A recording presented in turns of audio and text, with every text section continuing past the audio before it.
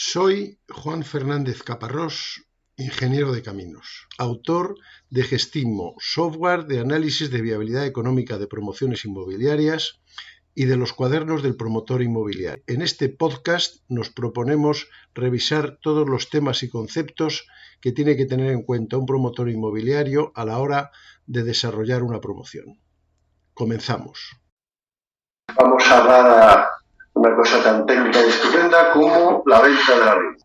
Al fin y al cabo, es a lo que hemos venido, a hacer promociones. Entonces, el comercializador es el que sabe su trabajo, igual que lo sabe el proyectista, el abogado y el contable. Nosotros seguimos siendo promotores, pero que por muchos años, y lo que tenemos que hacer es ver el proceso de venta desde el punto de vista del promotor, que es de preparación, impulso, coordinación, en fin. Entonces, vamos a hablar de cosas que tenemos que ir haciendo antes de empezar a vender.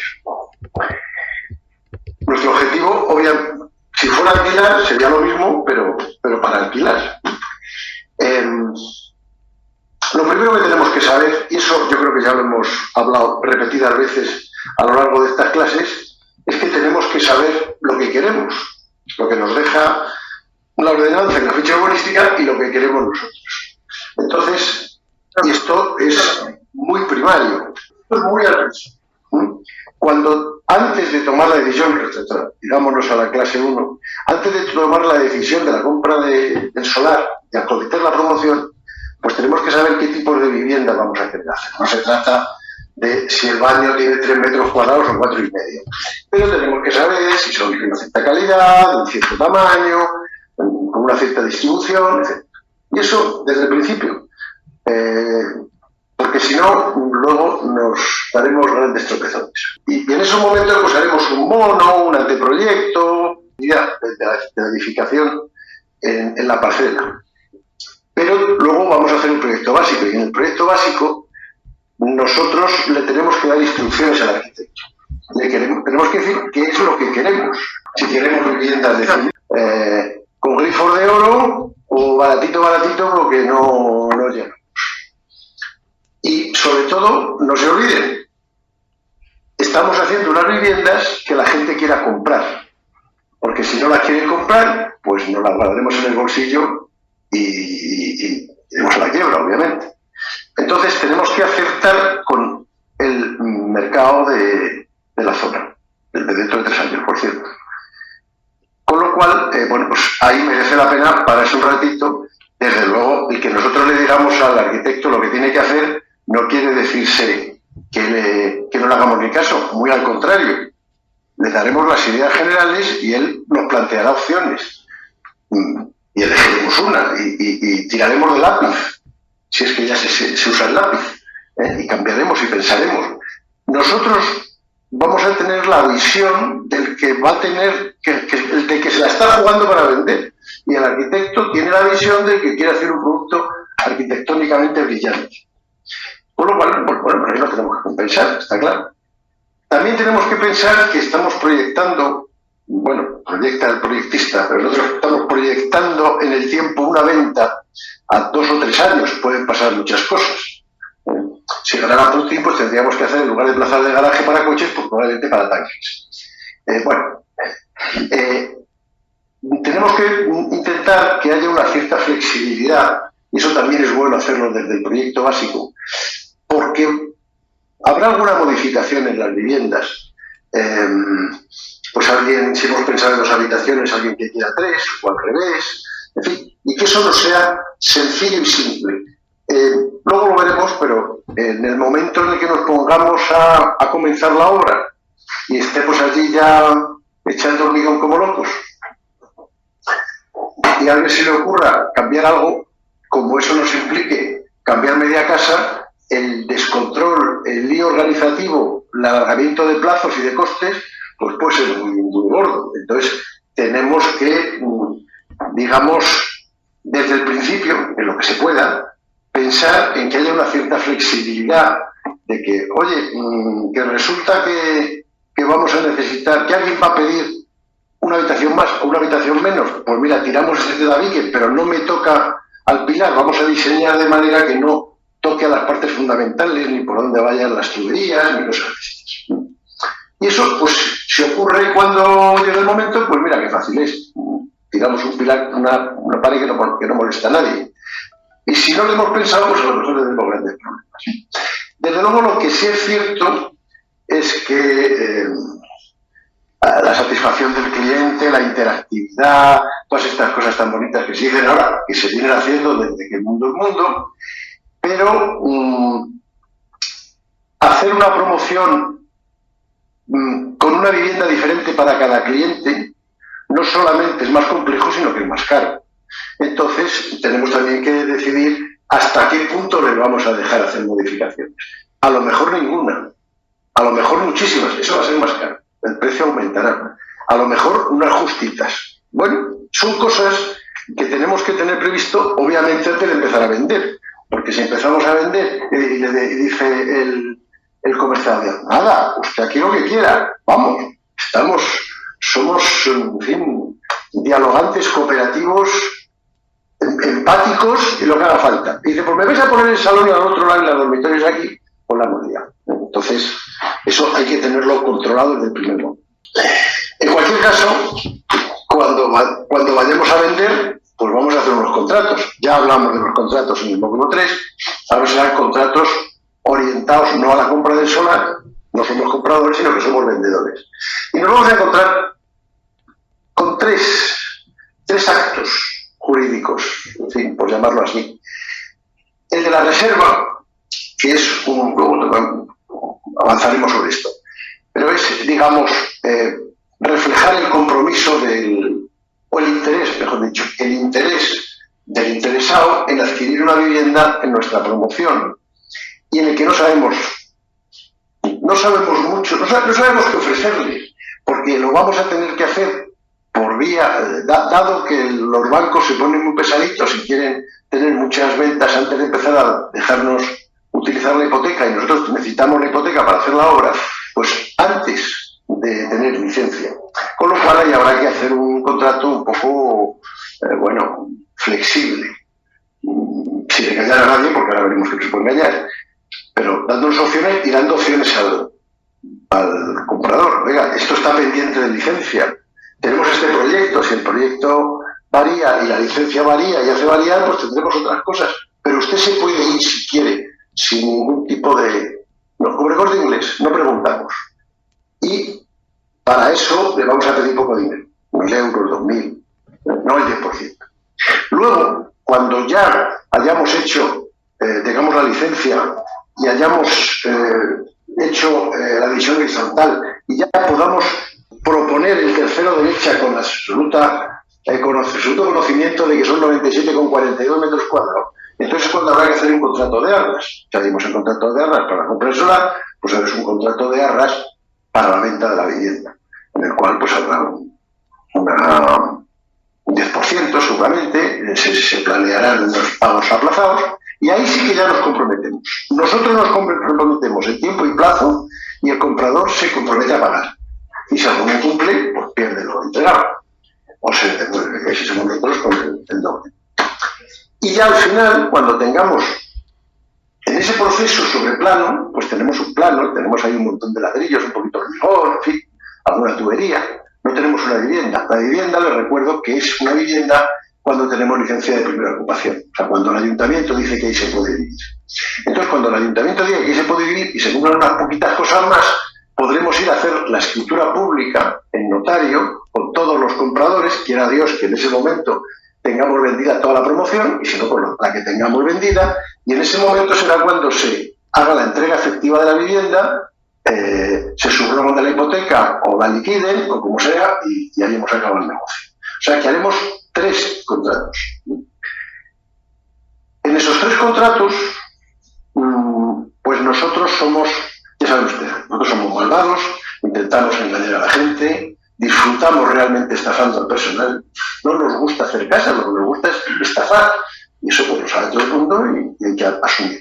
Lo sabe también el Estado, y aunque lo digo de broma, pues sí se han dado durante mucho tiempo, en el pasado, situaciones de abuso, y entonces hay una parte más potente, que es sería el promotor, la empresa promotora, y hay una parte más débil, que es el comprador. Entre otras cosas, pues porque la empresa promotora sabe de viviendas y el promotor, digo, el comprador, pues será un honrado electricista, no tiene que saber nada de legislación.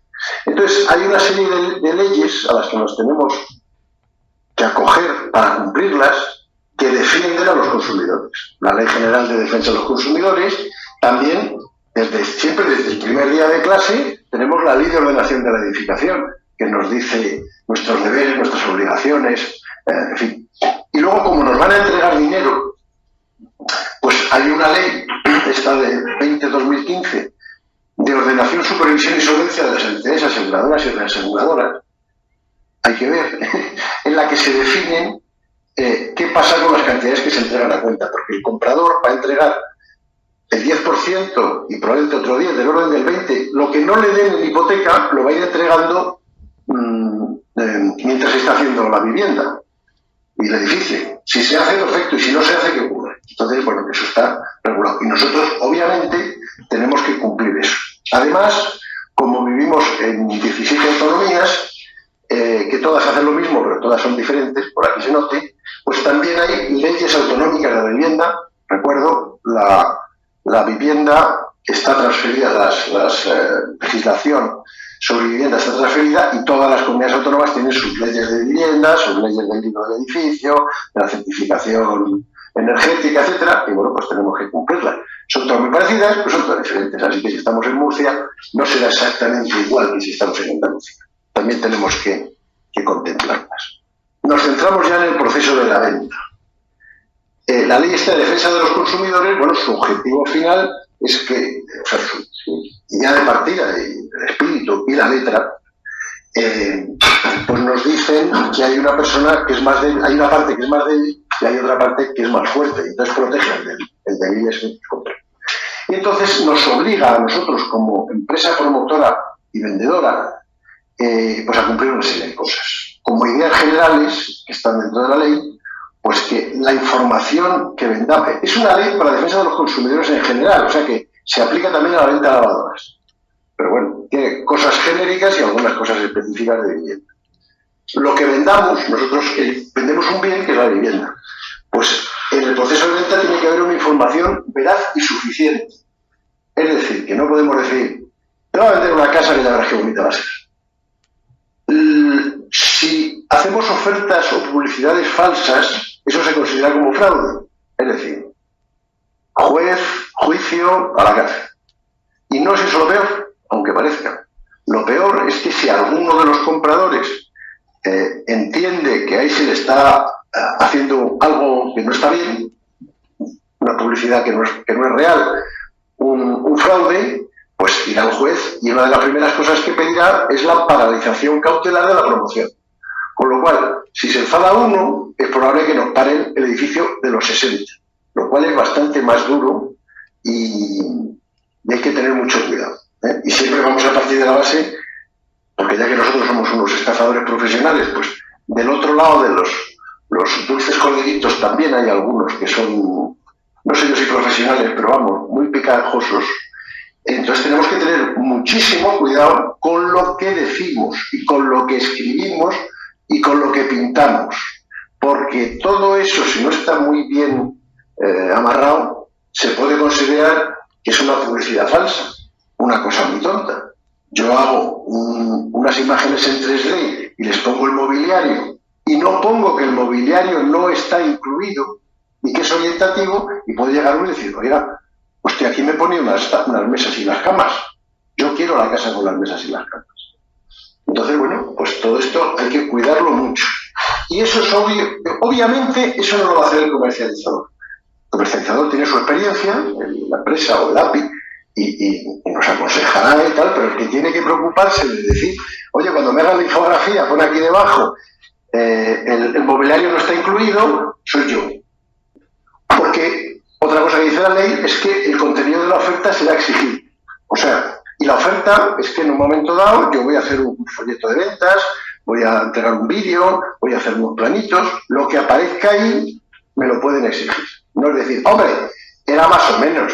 Si al final el salón es medio metro más corto por allí y medio metro más largo por allí, pues no. Además de eso, tanto cuando viene el interesado a interesarse como cuando se firma el contrato de arras, hay una serie de documentación que está en la LOE que hay que entregar. Cuando vayamos al notario, hay otra documentación que va a exigir el notario, porque si no, no nos hace la escritura. Luego hay una cosa muy importante, que desde luego todas estas cláusulas no es que un día se levantara el legislador diciendo he tenido una revelación, vamos a ver esto de que el contenido de la oferta sea exigible. Es que han pasado cosas muy graves en el pasado. Las cosas como son. Entonces, bueno, pues a mí que me regule la ley, que sea una regulación clara y no abusiva para ningún lado, me parece estupendo. Porque me están dando lo que tengo que hacer y ya no tengo que discutir. Bueno, hay muchas... Ya digo, esta ley también es para otras cosas, no solo para viviendas.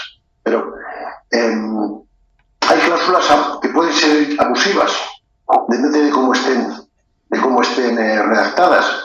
Las cláusulas del contrato, cuando hagamos un contrato de arras, el contrato de la escritura, pero sobre todo en el contrato de arras, pues puede haber cláusulas abusivas. Las cláusulas abusivas no son admisibles y no valen desde el punto de vista de la ley. Entonces, por ejemplo, cuando haya, dice la ley, un desequilibrio importante entre los derechos y obligaciones de las dos partes. O sea, si yo le digo al comprador, si usted falla, yo me quedo con la que ha entregado, con el dinero que ha entregado a cuenta, él me puede decir, si usted falla, yo también me quedo. O sea, me lo tiene que devolver y otro tanto. Eso lo dice el promotor, ¿no? Entonces, si yo pongo, aunque yo falle como promotor, no le tendré que devolver nada. Pues eso es una cláusula abusiva que es ilegal. O si le digo, bueno, usted tendrá que pagar el impuesto de plusvalía, eso también es abusivo, ¿no? Entonces, eso se cuida mucho, ¿no? Y tengan en cuenta, bueno, cuando hagamos la escritura de compraventa en notario, pues el notario nos va a decir, esto no es. Pero es que cuando hagamos el contrato de arras, el comprador no es tonto, ¿no? No pensemos que el comprador es tonto. Primero porque le estamos ofendiendo y segundo porque no es verdad. Entonces hagamos las cosas bien para que no nos pillen, porque el problema, la gente es buena en general. Y de 100 viviendas que vendamos en una promoción, 93 serán gente que va por derecho, nosotros también vamos por derecho, ha habido un error, lo solucionamos. Pero habrá 3 que nos estén esperando. Y si nosotros metemos la pata, nos han agarrado y nos han agarrado bien agarrados. Y entonces ahí, problemas y, en fin, cualquiera que haya hecho promociones sabe que siempre aparece alguno que te va buscando las vueltas. Entonces, lo que tenemos que hacer es ofrecer un frente, unas cláusulas sólidas y legales. Y, por supuesto, cumplirlas, claro. Si no las cumplimos. Entonces, bueno, pues, ¿qué considera la ley cláusulas abusivas? Pues las que omitan datos de los pagos. A mí es que no se me ocurre porque es que yo los contratos los hago bien, o por lo menos lo intento. Pero si dices, bueno, usted me da un 10% y luego ya veremos cómo cobramos, y le dices un día, oye, que me tienes que dar el otro 10% el mes que viene, o resulta que es que he hablado con el constructor y esto ha subido un 3%, pues subimos un 3% el precio de venta. Bueno, todo eso, y sobre todo si lo pone. En el caso de que se desvíen las obras un 3%, esto se repercutirá al comprador, pues eso es una cláusula abusiva y desde luego acabamos en el trullo. En general, pues eso ya digo, la que haya un desequilibrio importante, que haya una posición, digamos, de dominio. Más concretamente, pues que vinculen el contrato a la voluntad del empresario, en este caso del promotor, que ponga un plazo muy largo o que no esté determinado. Que en caso de duda interpretará el promotor, o lo podrá modificar sin preguntar a nadie, o que la ley de defensa del consumidor le da unos derechos, pues que en el contrato digamos, bueno, pues no, el comprador renuncia al derecho de no sé qué. Lo que he comentado antes, la falta de reciprocidad. O sea, si yo no cumplo, si tú no cumples, yo me quedo con ello, pues si yo no cumplo, te quedas tú y otro tanto, que es lo que dice el Código Civil. Pues si pongo, no, yo nunca devolveré. O podré resolver el contrato cuando me dé la gana. O le impongo unas garantías muy grandes, Todas estas cláusulas que hemos puesto antes, a lo mejor en un pasado muy lejano, se ponían, ya esto está suficientemente, en fin, hay suficiente experiencia como para que no ocurra, pero a veces puede ocurrir que algún desaprensivo le quiera colar costes extras al comprador de la vivienda. Pues, oiga, tiene usted que pagar la división horizontal, o tiene usted que pagar los boletines de luz y agua. Bueno, todo eso no es así. Entonces, pues se considera como cláusula abusiva. Si usted no se subroga de la hipoteca, pues entonces le ponemos una penalización de no sé cuántos. Eso a lo mejor es el banco. Tampoco, porque la ley ha cambiado en ese sentido y uno puede, no tiene la obligación de subrogarse, o tú pagas la plusvalía, en fin, ciertas cosas, sobre todo en cuanto a pagos de impuestos. Eso también es abuso.